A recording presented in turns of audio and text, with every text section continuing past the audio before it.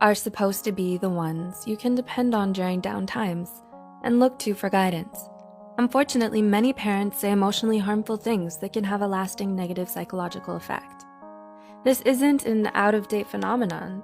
Just 10 years ago, the number of children living in such an environment was approximately 55,000, as noted by the program Prevent Child Abuse America.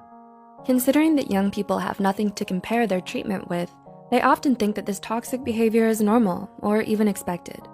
The alarming conclusion is that they can't ask for help because damage sets in if they don't realize it's needed. In this follow-up to our 8 toxic things parents say, we explore some more things to look out for if you think your parents are toxic. Ever hear the phrase, "Don't take it personally"? Well, this time, those insults are very personal, and it's from the parents. The first video in this series details a few of these personal attacks, yet there are so many more types. Some more of these hurtful and offensive words include: 1. You look terrible. You know that phrase, "a face only a mother could love"? It means that parents should be supportive of your appearance. So when a child is image shamed by them, insecurities skyrocket. The open possibilities of what this statement means explode in the child's mind and could lead to core body issues in the future. 2. You're a freak. Saying this gives the message that they are not only ill-fitting to the world in general, but unacceptably so. It also implies that there's something wrong with who they are as a person, and they have no choice but to be negatively abnormal in some way. 3. You're so immature. If this was the response you received from a parent after requesting something or participating in a discussion with a parent, what's the emotion you read or felt behind that phrase? Is it disgust? Is it ridicule? Is it shame? This implies that the child is wrong or off, like they're undeveloped and inferior. No one has the right to shame you for your likes, dislikes, or non-harmful actions. There are also many instances of parents using words of neglect, which are another form of toxic comments, such as, 4. I'm gonna send you to boarding school. How many times has it been shown in movies or shows where a parent or step-parent says this? Answer: far too many. Sadly, this is the case of art imitating life. Yes, parents do say these things to their actual children.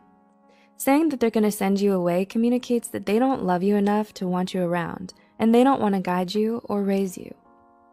5. Once you're 18, I'm kicking you out. Reaching the age of majority, which is most common at 18, technically marks the legal beginnings of adulthood. So when a parent says this, it gives rise to feelings of guilt. The almost adult often feels like they're a burden, and that maybe things would be better for the family if they left. There are also manipulative comments, which are also toxic. Manipulation is defined as exerting shrewd or devious influence, especially for one's own advantage. Some examples are: 6. This is your fault. A parent placing blame on their child and acting victimized causes the child to feel like a burden or even a curse. This can lead to them going to great lengths to avoid being a so-called problem, maybe even enslaving themselves to maintain acceptance. 7. Show me some respect. It's certainly important for people to give respect where it's due. However, there are limits. If a parent or elder are toxic, being commanded to respect such behavior just because they're older is confusing. This also sends a message that once you get to a certain age, it's okay to behave in a disreputable or unethical manner because other people should respect you no matter what, just because you're older.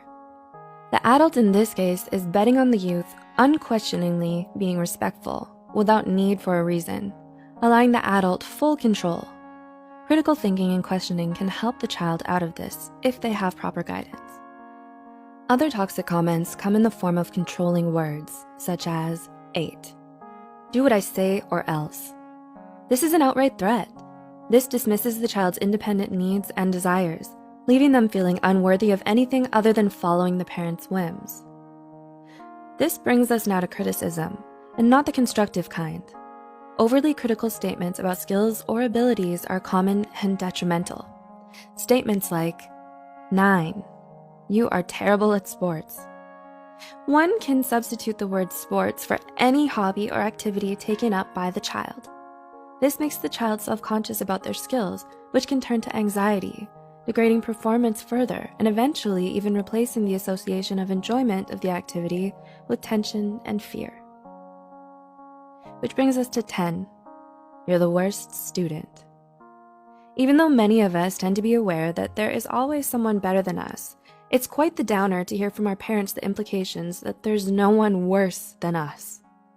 These types of remarks can feel like a confirmation of the receiver's negative self-thoughts, especially when we're younger.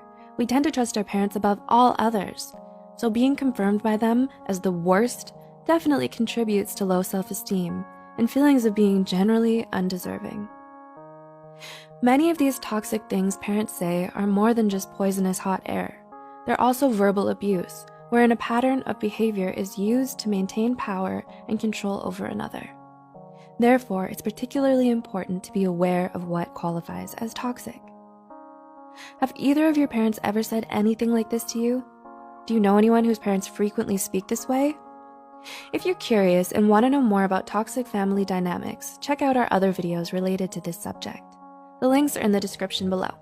We'll see you in the next video, and as always, thanks so much for watching.